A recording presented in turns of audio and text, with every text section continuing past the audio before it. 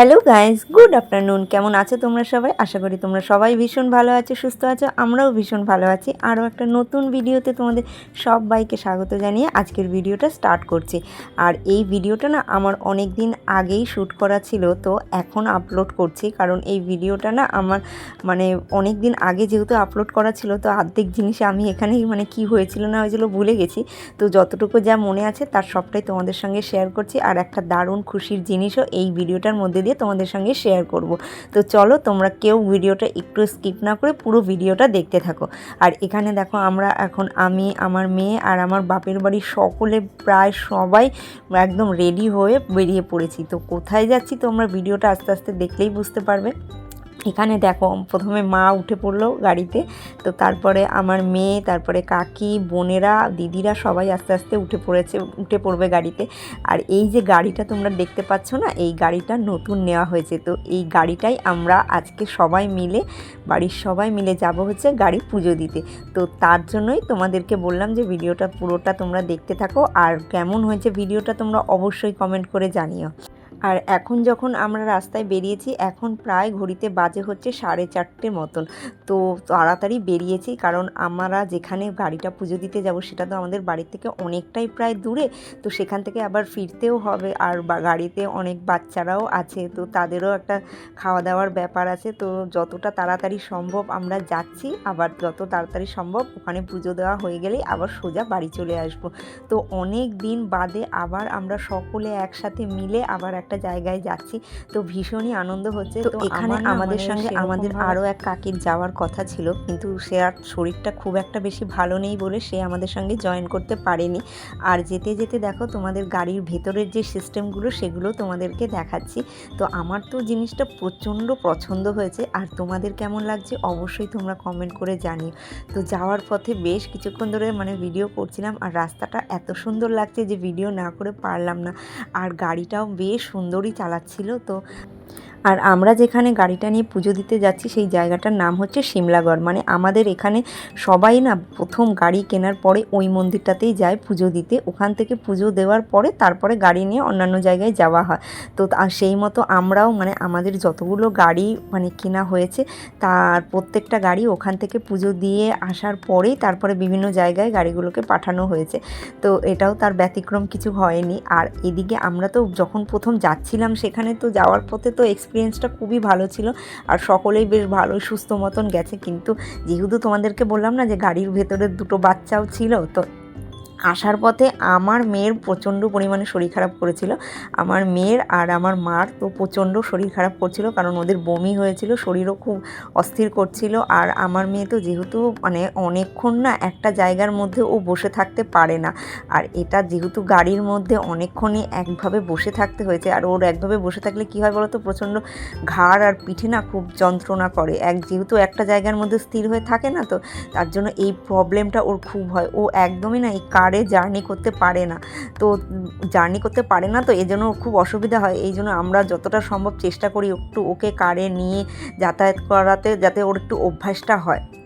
তো তার জন্যই প্রথমে একদম সুস্থ মতনই গেছিলো, কিন্তু আসার পথে ওর প্রচণ্ড শরীর খারাপ করেছিল। আর এই গাড়িটার আর একটা কী প্রবলেম বলো তো, কালো কাচ, তুমি জানলা দরজা কিছু খুলতে পারবে না, তো একদমই বদ্ধ।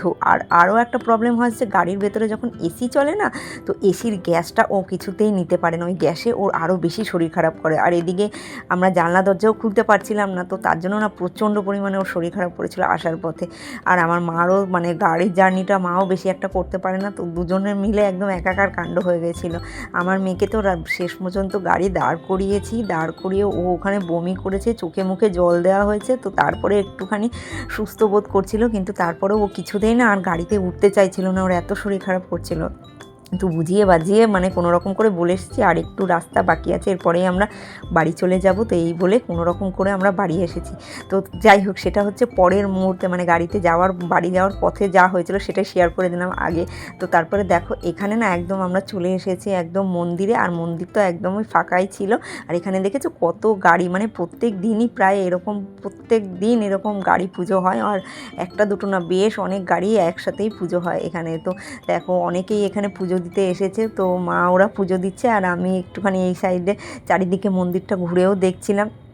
আর আর কিছুটা ভিডিও করে নিচ্ছিলাম। আর এই যে আমার হচ্ছে এটা হচ্ছে আমার ছোট বোনের মেয়ে, ও কিন্তু দিব্যি সুস্থ ছিল গাড়িতে, ওর কোনো অসুবিধা হয়নি। কিন্তু আমার মা, এই যে আমার মা আর আমার মেয়ের প্রচণ্ড মানে অস্বস্তি, মানে শরীর খারাপ করছিল।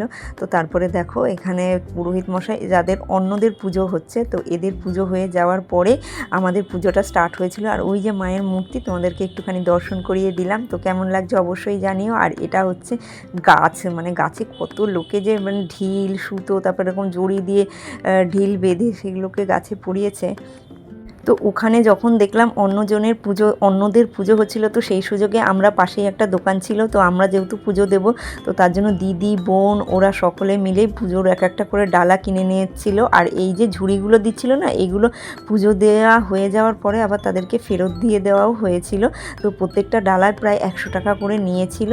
তো যাই হোক, আর এখানে সবশেষে পুজোটা খুব ভালোভাবে, যেহেতু ফাঁকা ছিল, খুব ভালোভাবে শান্তিভাবে পুজো দিতে পেরেছি। তো পুজো দেওয়ার ভিডিওটাও তোমাদের সঙ্গে শেয়ার করেছিলাম, তো শেয়ার করেছি, অবশ্যই তোমরা ভিডিওটা স্কিপ না করে দেখো। আর এখানে না চারিদিকটা মানে রাস্তাঘাটটা প্রচণ্ড মানে চুপচাপ শুনশান, মানে মানে একা আসলে না প্রচণ্ড ভয় ভয় লাগে, মানে অতটা জনবসতিপূর্ণ জায়গাটা নয়, তো পুরো একদম নির্ঝুম। আর এখানে দেখো ওই যে সাইডে যে মন্দিরটা, যেহেতু আমরা রাস্তার এই সাইডে, তো এই সাইড থেকে পুরো মন্দিরটা একবার তোমাদের সঙ্গে শেয়ার করে দিলাম ভিডিওর মাধ্যমে। তো এরপরে দেখো আমাদের পুজো দেওয়া স্টার্ট হয়েছে। আর এই যে হচ্ছে আমার মেজো কাকি, তো বসে পড়েছে পুজোতে। আর এদিকে বোন, ওরাও সবাই পুজো দেবে বলে সবাই দাঁড়িয়ে আছে। তো এখানে ব্রাহ্মণ এক এক করে সবারই পুজো দেওয়া মানে কমপ্লিট করেছে। তো সবার হয়তো ভিডিওটা আমি করতে পারিনি, তো যতটুকু করেছি ততটুকুই তোমাদের সঙ্গে শেয়ার করেছি। আর আমি না বেশ অনেক দিন বাদে বাপের বাড়ির এইভাবে সকলের সাথে এসে এই মন্দিরে পুজো দিলাম। তো এটা আমার প্রথমবার আসা এই মন্দিরে। তবে এই মন্দিরটা খুব যে জাগ্রত সেটা অনেকের মুখেই শোনা যায়। আর এখানে শুধু গাড়ি পুজো নয়, এখানে না মানে বিয়েও দেওয়া হয় এই মন্দিরে। তো মানে এই জন্য না এই মন্দিরটাতে প্রায় মানে সকলেই আসে। তো তোমরা এই মন্দিরের ধারে কাছে যারা আছো তারা তো জানোই এই মন্দিরটার মাহাত্ম্য সম্বন্ধে। তো যদি পারো তো সকলে মিলে এসে একবার এই মন্দিরে ঘুরে যেও। মন্দিরটা খুব বেশি বড় না হলেও এসে কিন্তু দেখো, মন একদম শান্ত হয়ে যায়। আর মায়ের মুখটা তো অসাধারণ লাগে দেখতে, দেখলে মনে হবে যেন এক দৃষ্টিতে তাকিয়ে থাকে, এত সুন্দর দেখতে। তো তারপরে দেখো সকলের পুজো দেওয়া হয়ে গেছে। আর এখানে আমার মেয়ের না খিদে পেয়ে গেছিলো, যেহেতু আমরা 4:30 এরকম সময় বেরিয়েছিলাম। আর ওর দুপুরের খাওয়াটা না অনেক আগে হয়ে গেছিলো। তো তারপরে তো গাড়িতেও মানে যেহেতু একটুখানি শরীরটা অস্থির অস্থির হতে শুরু করেছিল, তো যাতে মানে তখন ভেবেছিলাম যে যাওয়ার পথে যদি কোনো অসুবিধা না হয়, তো তার জন্য না একটুখানি চিপস আর একটুখানি জল ওকে খাইয়েছিলাম। কিন্তু যাওয়ার পথে সেই শরীরটা ওর মানে খারাপ করেই গেছিলো। তো তারপরে দেখো এখানে একদম প্রত্যেকটা চাকায় অল্প অল্প করে জল দিয়ে দেওয়া হচ্ছে, মানে গাড়ি পুজো করতে প্রথমে যা যা করতে হয় তার সমস্তটাই করা হয়েছে। তো তোমরা ভিডিওটা দেখতে থাকো।